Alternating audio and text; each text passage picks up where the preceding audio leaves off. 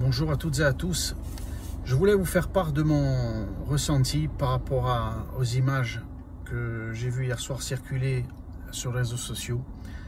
Comme vous le savez, les représentants de l'administration américaine, Steve Witkoff, Jared Kushner, ainsi que son épouse, Madame Kushner, donc la fille de Donald Trump, donc ont tenu un discours à Tel Aviv, donc pour parler de cette miraculeuse libération des otages, pour remercier bien entendu les soldats d'Israël courageux, nos valeureux soldats qui ont laissé leur vie pour défendre Israël et nous permettre d'arriver à cet accord grâce à Dieu et grâce à leur courage, grâce à notre gouvernement aussi qui n'a rien lâché, comme l'a expliqué Steve Witkoff, avec des pressions internationales intenses.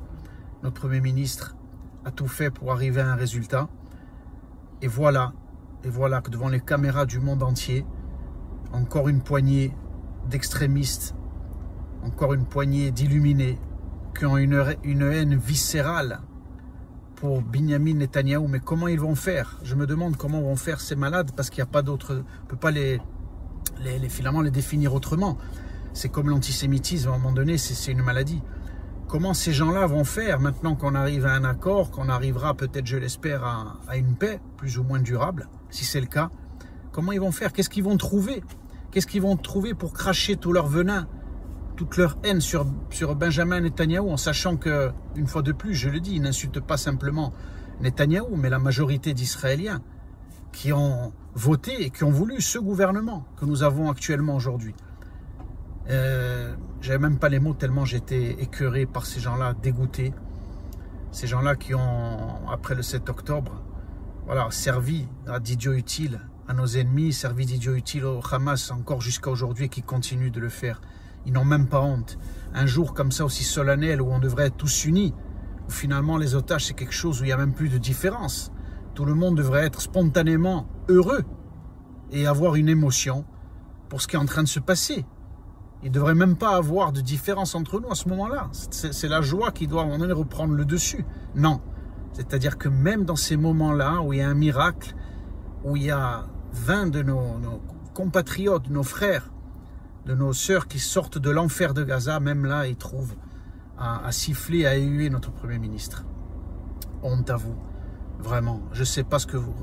honnêtement, je ne peux même pas imaginer le sort qui vous sera réservé lorsque vous allez passer de l'autre côté devant l'Éternel, devant Kadosh Baruch Hu. Honte à vous. Je voulais terminer aussi sur d'autres, ce qui est grave aussi, des personnes qui ne sont pas en Israël mais qui sont juives, ce qu'on appelle les intellectuels, ces juifs de salon. Ils vont se reconnaître, je n'ai pas besoin de les citer, je n'ai même pas envie de citer leur nom, qui n'ont cessé dans les médias français, sur le service public, cracher aussi sur Netanyahou, sur le gouvernement d'Israël, cracher sur Smotrich, sur Ben Gvir. Il n'y a même pas aussi de nom pour citer ces personnes-là. Tellement, j'ai même pas envie en réalité, de leur montrer d'une certaine manière ou de les insulter, mais ils ont bien entendu tout mon mépris, tout le mépris du peuple d'Israël qui, encore une fois, nous on est ici. Nous sommes ici sur la terre d'Israël, nous militons ici, nous vivons ici et nous avons choisi ce gouvernement majoritairement. Mais au moins si intellectuellement vous n'arrivez pas à le comprendre, si moralement vous n'arrivez pas à comprendre ce gouvernement et ses idées et pourquoi on est là, mais au moins taisez-vous, arrêtez de servir d'idiots utiles à nos ennemis, arrêtez de servir d'idiots utiles à tous les antisémites du monde entier qui prennent ces extraits lorsque vous passez devant le service public et ça circule de partout, sur tous les réseaux sociaux, sur toutes les télévisions du monde. Mais quelle imbécilité et quelle haine aussi viscérale, quelle obsession vous avez envers Netanyahou, envers Smotrich, envers Ben Gvir. Mais je pense finalement, en réalité, je pense qu'il représente le miroir de votre propre échec, l'échec de vous qui a fait des juifs malheureux en exil, qui rasent les murs, qui finalement ont oublié, ont complètement coupé leurs racines avec leur judaïsme souvent, avec la terre d'Israël. Voilà. Et donc, bien entendu, des représentants, que ce soit Netanyahou, Ben Gvir ou Smotrich, des gens qui ont donné leur vie pour le pays, leur vie pour le pays, qui ont failli laisser la vie. Netanyahou, on sait que son frère a laissé la vie pour Israël. Mais qui vous êtes, vous, à côté? Pour qui vous vous prenez? Pour qui vous vous prenez? Alors des fois, on peut avoir bien entendu des critiques dans la vie. Ça m'arrivait même à moi de critiquer Benjamin Netanyahou, mais pas de la même façon que vous, bien évidemment. C'était sur des détails par rapport à peut-être des fois on le trouvait justement pas assez peut-être fort par rapport à nos ennemis. On aurait aimé que ce qui s'est passé après le 7 octobre se passe avant pour éviter la catastrophe qu'on a eu le 7 octobre, bien évidemment, mais jamais de la façon dont vous le faites, de dire que vous avez honte d'être juif quand vous voyez Netanyahou, Ben-Gvir, mais pour qui vous vous prenez? Pour qui vous vous prenez?